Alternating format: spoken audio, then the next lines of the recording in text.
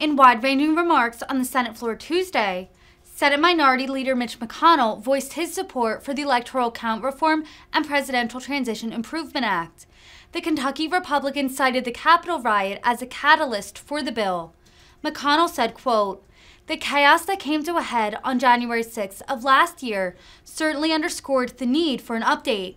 Over the summer, a bipartisan group of senators, led by Senators Susan Collins and Joe Manchin, unveiled the long-awaited bipartisan legislation.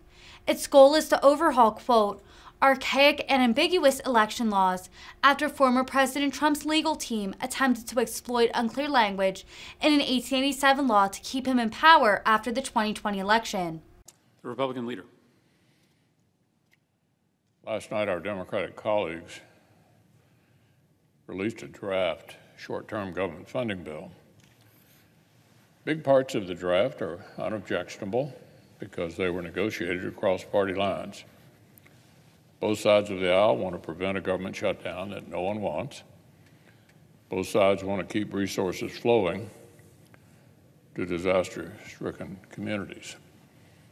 In fact, both the Democratic chairman of the Appropriations Committee, Senator Leahy, and the Republican Vice Chairman, Senator Shelby, have stated publicly that this poison, excuse me, Mr. President, I've got a misplaced page here.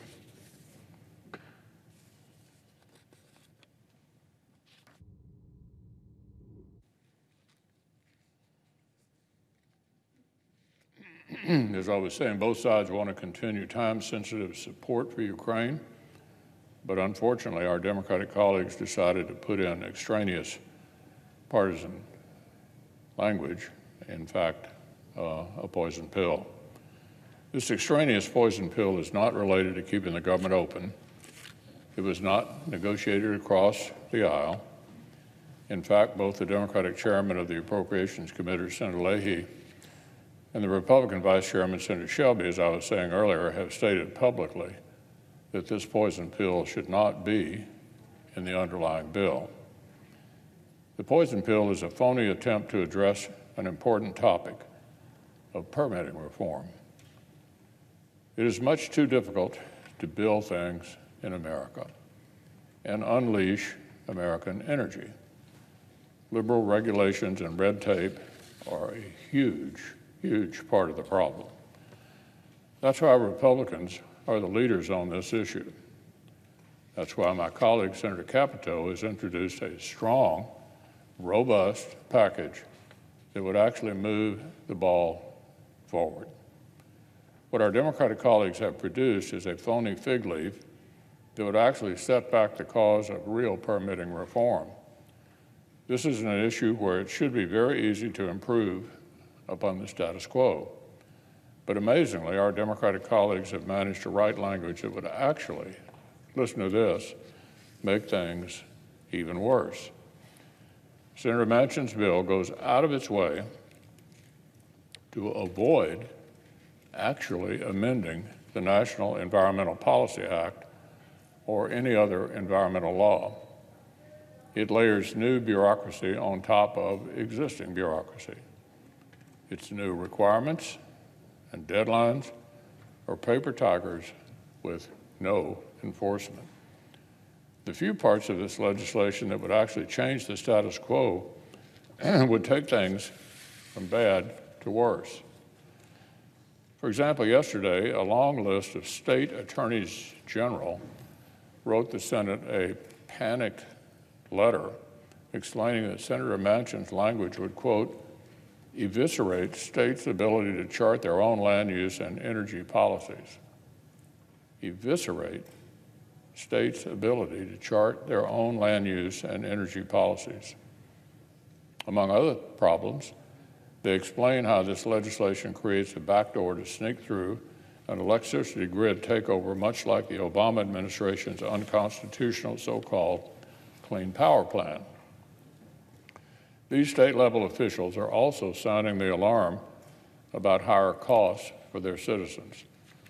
They write the Manchin proposal could impose, quote, potentially backbreaking costs on residents who may see no true benefit, no true energy benefit whatsoever.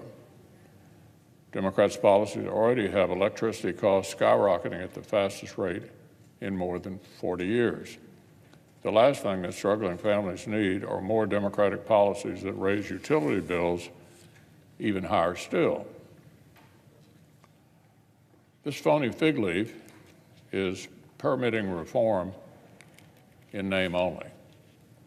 It was written to drain the political will for actual reform without creating any meaningful change that liberal special interests might actually dislike.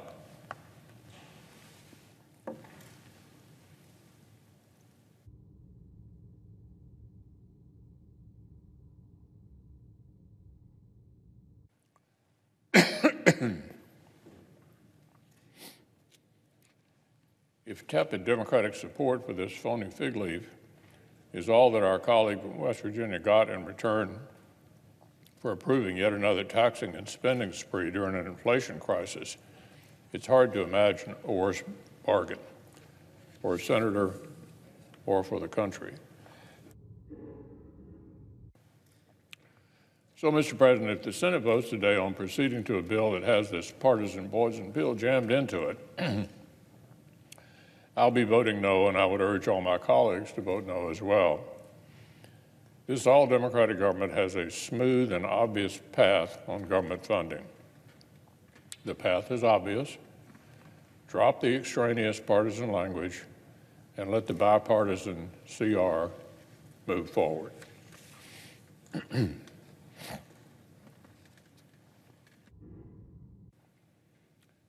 Now, on an entirely different matter, this afternoon,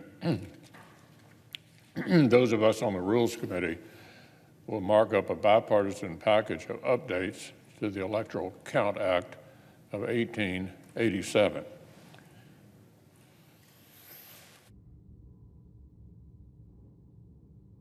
Strongly support the modest changes that our colleagues in the working group have fleshed out after literally months of detailed discussions.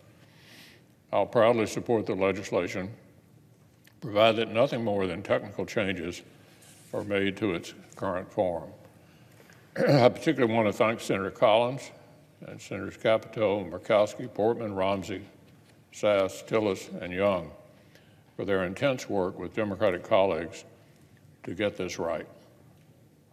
Congress' process for counting the presidential electors' votes was written 135 years ago. The chaos that came to a head on January 6th of last year certainly underscored the need for an update. So did Januaries of 2001, 2005, and 2017, in each of which Democrats tried to challenge the lawful election of a Republican president. Obviously, in every case, our system of government won out. The Electoral Count Act ultimately produced the right conclusion, certainly finality and the transfer of power to the winning candidate, but it's clear the country needs a more predictable path to that outcome. This bipartisan bill does not rashly replace current law with something untested. It keeps what's worked well and modestly updates what has not. The bill's sponsors debated every provision and found bipartisan consensus. Bad ideas were left on the cutting room floor.